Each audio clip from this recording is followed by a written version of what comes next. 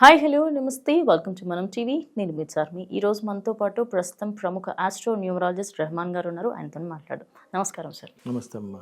Sir మీరు ఏ ఏ శాస్త్రాలను ఉపయోగిస్తారు సార్? నేను ఫస్ట్ ఆస్ట్రాలజీ చార్ట్ చూస్తానమ్మా. మన లైఫ్ 80 to 90% మన జాతక చక్రం ప్రకారమే జరిగిద్దమ్మా. ప్లస్ న్యూమరాలజీ ప్రకారం అసలు పేరు బాగుందా లేదా, పేరు బలం అంటారు. పేరు బాగుంటే లైఫ్ బాగుంటుంది, పేరు బాగోకపోతే లైఫ్ చాలా ఇబ్బందిగా ఉంటుంది. సో పేరు ఎలా ఉన్నది, అలానే చెయ్యి చూస్తాను. చెయ్యి చూసి కూడా అద్భుతమైన విషయాలు చెప్పచ్చు. అలానే ఫేస్ రీడింగ్, ఒకరిని చూస్తే పెట్టబుద్ధి అయింది, ఒకరిని చూస్తే కొట్టబుద్ధి అయింది అని ఆ ఫేస్లో కూడా మన 100 years మన లైఫ్ తెలుస్తూ ఉంటుంది. అదేవిధంగా signature is the most important in the life. ఎలా సంతకం పెడుతున్నాం ఏంటి దాని మీదే మన హెల్త్ ప్రాబ్లమ్స్, మన లీగల్ ప్రాబ్లమ్స్ అన్నీ తెలిసిపోతుంటాయి. ఓకే. తర్వాత marriage date is the most important in the life. First date of birth అయితే దాని ప్రకారం మన లైఫ్ జరిగేది అయితే second date of birth is the marriage date. పెళ్ళికి ముందు ఎవడైనా ఎట్లయినా బతికిపోతాడు. ఆ పెళ్లి దగ్గర నుంచి అసలు ప్రాబ్లమ్స్ అనేవి ఉంటాయి. అంటే మ్యారేజ్ డేట్ బాగాలేకపోతే ఇలా ప్రాబ్లమ్స్ వస్తాయి. మ్యారేజ్ డేట్ కూడా బాగుంటే లైఫ్ బాగుంటుంది.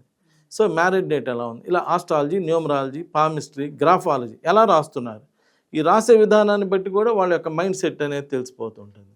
అలానే face reading, signature analysis, marriage dates, ఇలా ఇన్ని శాస్త్రాలు చూస్తాను. నేను చూసి ఒక అద్భుతమైనటువంటి రిజల్ట్స్ ఇవ్వటం జరుగుతుంది.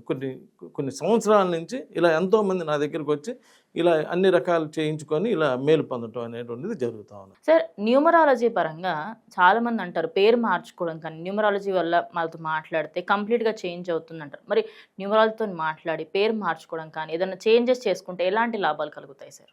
నేను చేసిన రీసెర్చ్లో నేను ఎంతోమంది మీద రీసెర్చ్ చేశానమ్మా. ఆ రీసెర్చ్లో జాతక చక్రం ఎలా ఉన్నప్పటికీ, జాతక చక్రం బాగున్నా బాగాలేకపోయినా వాళ్ళ యొక్క పేరులో నెగిటివ్ ఉంటే మాత్రం రోజు పేరుతో పిలుస్తారు.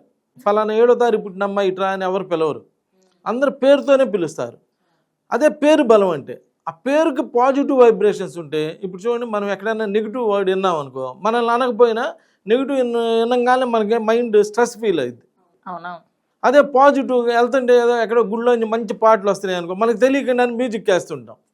అంటే పాజిటివ్ వర్డ్స్ పాజిటివ్ చేస్తే, నెగిటివ్ వర్డ్స్ నెగిటివ్ చేస్తాయి అనేది తెలిసిపోతుంది. అలానే మన పేరులో నెగిటివ్ వైబ్రేషన్స్ ఉంటే మనం ఏ పని చేస్తున్నా కానీ ఇసుకు పని అంతా డిస్టర్బ్ అవ్వడం ఇలా జరుగుతూ ఉంటుంది.